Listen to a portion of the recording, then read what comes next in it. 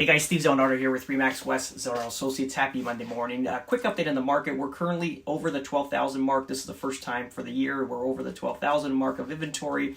7,800 of these units are made up of low-rise residential, and the rest is of high-rise and condominium residential.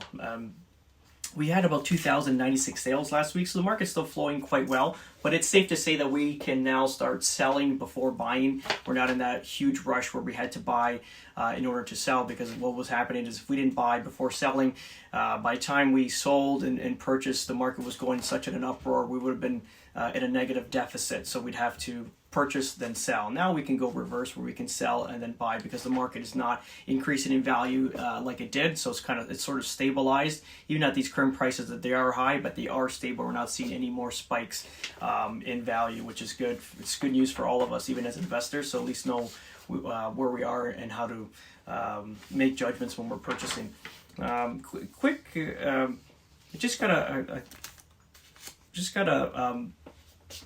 email from a client of mine, and he just sent something over about appraisals, and I've been sort of talking about this the last couple of months about when we are purchasing properties and then we get into the closing time and then the house gets appraised and then the values are not there, and then the buyer's left scrambling. So this is an article that was written by Globe and Mail, and it's got some information regarding from RBC, but it's quite funny. Like I always say, that the media is about six weeks late to the game, because we were talking about this all last month, early March, even end of Feb, just about appraisals and how they're going to start affecting on closings. And so what they're saying here is that they don't see anything just too much. They're seeing escalation, let's say. So RBC said in an interview that the bank doesn't track how many valuations fall short of purchase price, but based on the number of loan application escalated to higher levels of adjudication, there are more occurrences of that happening right now in the marketplace. So what that means is that when you purchase a property, you're getting a mortgage. They run it through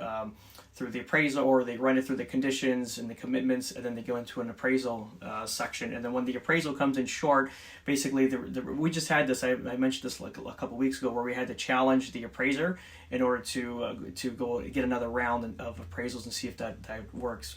And I think in this case here is that they're escalating it even further up to higher up in the RBC branch or levels here, and then ultimately getting these passed. So they don't tell you how many they've rejected. They won't tell you that naturally, but I'm sure there's people now that are, when you get into a property and you in this huge gap between what you purchased at and what the market value is, there's only a few choices. Either you're going to put more money down if you have it in savings. Number two, if you got family members that can lend you the money or gift you the money temporarily or forever.